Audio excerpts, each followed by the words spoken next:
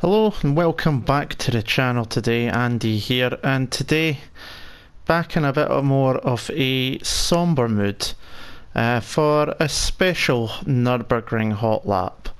Obviously today we got the terribly sad news of the passing of three-time world champion Niki Lauda at the age of 70. Passed away peacefully in hospital, surrounded by family in his native Austria.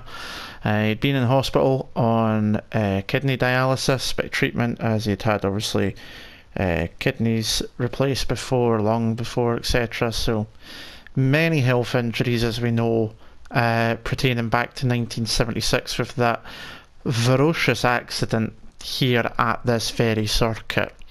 But it's the recovery that he made from that crash, as well as his approach to things, his no-nonsense style, that revered him to many fans around the world and to many people within the F1 paddock. His first race in F1 was 1971 at his home Grand Prix. He would go on to take part in 177 Grand Prix, of which 171 he started. He would win 25 of them, the final one coming at Zandvoort in 1985. 24 pole positions, 24 fastest laps, 3 championships, 1 in the very car we're going to be going on to take the lap on today in 1975, another one in 1977, and the final one at McLaren in 1984, winning titles for both of probably the two biggest manufacturers in F1's history, of McLaren and the Scuderia, the prancing horse that is Ferrari. But it was much more to Niki as a man. He was known for, as I say, straightforwardness. He's very abrupt and straight to the point approach. It did rub some people up the wrong way, but when you were talking about, when Niki was talking about something, you knew you were getting an honest answer. He was always good for a little quote now and again as well, when we seen him in interviews or on the TV, done some punditry. He was more than happy to talk to people a lot of the time. Very well respected in the paddock. Came back after his retirement to management, in a sense. Obviously the Jaguar team, a little bit of a short run with Ferrari, which didn't work out, and then obviously up to as recently as now, just before his untimely passing, as a non-executive chairman to Mercedes F1 team, overseeing that period of time that we know as the Mercedes era, the hybrid turbo era, where they've won every championship to date so far. He was part of that, acting as the sort of go-between almost, as the non-executive chairman between the racing team and the likes of Toto Wolff, his team boss, and the head honchos at Daimler-Benz. He obviously had his own airline. He retired first of all in late 1970s, partway through the Canadian Grand Prix, just went, nah, I'm fed up with this basically, and then was enticed back a couple of years later by McLaren, ran his own airline multiple times, was actually a pilot as well. He'd done so much in his life.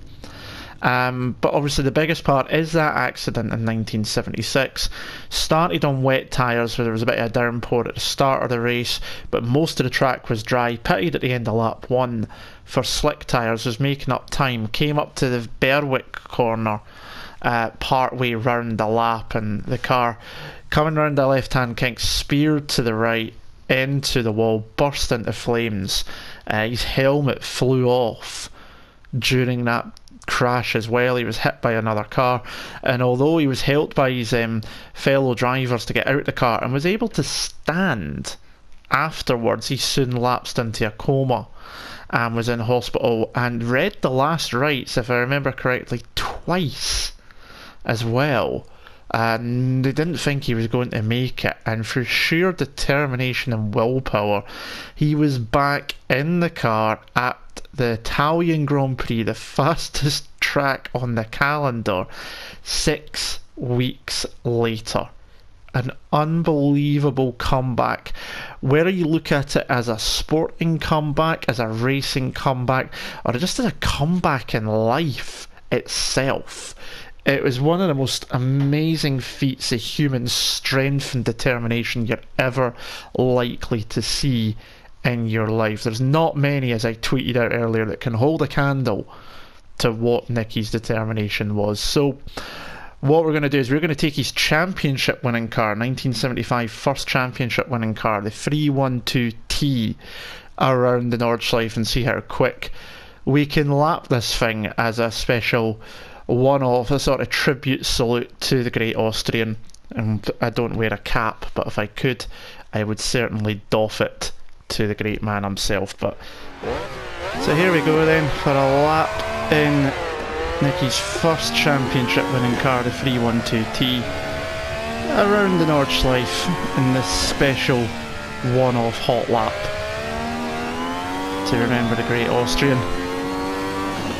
Coming up towards turn 1, just going to get in the brakes nice and early, get it turned into turn 1.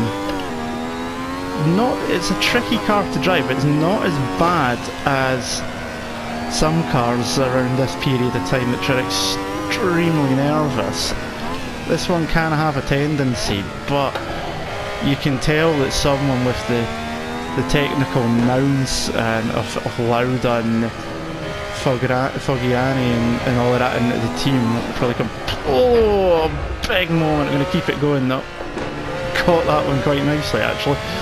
You can tell Lauda and that has had hands all over this, because it does handle very, very nicely indeed at the best of times. You just need to remember to slow down for a few corners that maybe normally you wouldn't want to as much, like here at the top of the floodplats. But when Lauda joined the team, he basically tested the car and said it was shit, basically. And everyone's like, you can't say that about a Ferrari, it's a Ferrari. He was like, what? It handles like an absolute piece of crap. So they set to work on it and they came up with this. So good it was that it formed the basis of the car he drove in 76 as well when he had the crash here, which was the 312T2. Beautiful car in itself, flat 12 engine, just shy around about 500 horsepower, and just listen to it, just absolute joy of a car. Just to take it nice and easy through here, didn't really want to ride the curb there, and back on the power we go. But what can you say about the man himself that hasn't already been said today, and the media outlets online, on Twitter? What he meant to so many people, and to some people even like me who never actually knew him personally, only knew him through his exploits in F1. A lot of people will obviously know him because of the film Rush that depicted that 1976 season between him and James Hunt, who he was very good friends with, of course, remember as well. And you got to think, if he didn't have that crash, he probably would have won the championship that year as well, and it's quite possible that James Hunt might never have won a world championship. Such is the way of life, it's one of those things. Because Hunt did only just win the championship, remember, by 1 point in the end, and Lauda missed a number of races because of the accident, which happened right here at this very left-hand bend. We're up now at Bergwick section of track, and that's where it happened, just on that left-hander. And it also got collected by another couple of cars, and it wasn't necessarily the shunt, and it wasn't the burns that obviously caused issues and scarring of his face that we've seen all the way even up to now when you'd see him in the paddock with that famous red hat.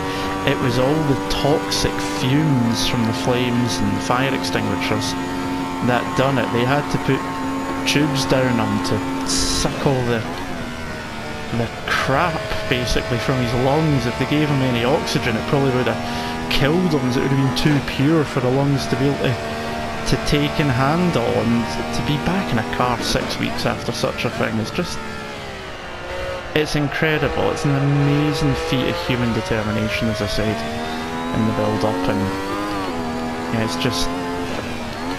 it's it's one of those things that no matter what, you just will not forget at any point, making a bit of a mess of the carousel there, unfortunately. And he'd come back and, you know, he would win in 77, which would be second championship as well. He'd already be on the way out of Ferrari by that point though, because of what happened between him and Ferrari. They've replaced him basically while he was in hospital with Carlos Reutemann, the Argentine driver, and he came back and went, no, so you, and they tried to basically get rid of Niki because of the accident. So by the end of 77, even though he won the championship with them for a second time, he was off and out the door on the way to the Brabham team to drive for Bernie Ecclestone, where he stayed for 78, winning the Swedish Grand Prix in the fan car, if you remember as well, that infamous piece of design from Gordon Murray, and then obviously retiring in 79, partly through Canadian Grand Prix practice as well, before being lured back by Ron Dennis and McLaren, initially in a free race deal. He took a podium the first race at Kyalami, and then won the third race at Long Beach, signed up long term after that. They had Prost come in as his teammate as well, gave him a really hard run, and Lauda knew he wasn't going to be able to beat Prost on, you know, an outright qualifying pace at that stage, so he concentrated on the race and took that last championship in 84 by just half a point in the end as well. And it was all down to just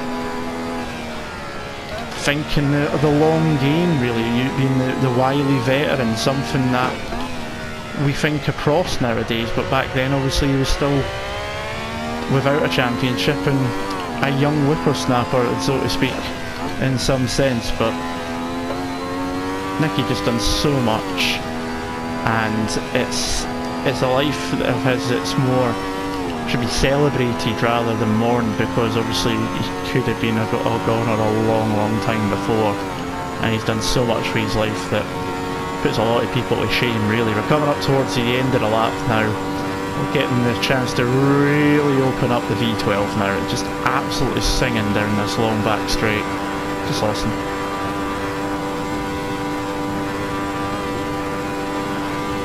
Touching up to 180 miles an hour, nearly in fifth gear. There we go, just over. Going to start braking a bit early for here, so I don't mess up, don't make a mess at the final point in the lap. That would be the worst thing to do. I've tried it and done it so many times. But we come up to the final corner. We're not quite going to break 7 minutes, unfortunately. Well, we might have done, it's hard to tell.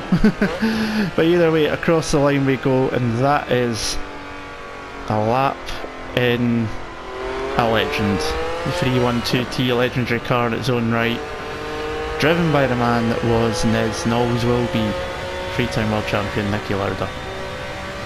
Rest in peace. Till next time, take care.